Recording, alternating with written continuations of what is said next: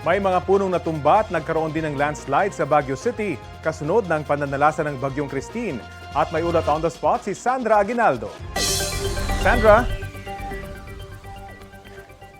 Yes, Rafi, narito ako ngayon sa Barangay Victoria Village dito sa Baguio City. Makikita nyo sa akin likuran, no, merong bahagyang pagguho ng lupa. Yan po ay bahagi ng isang residential village, o residential compound dito sa village na ito. Nakunan po ng CCTV yung pagguho na yan ng lupa kanina umaga lamang at ito nga po ay unti-unting nagbagsakan yung mga debris. Kaya nagawa pa ng ilang residente na iligtas ang dalawang motorsiklo po na nakaparada malapit doon. Yari po sa riprap yung pader na nasa 3 taon pa lamang daw po mula nang ito ay ginawa.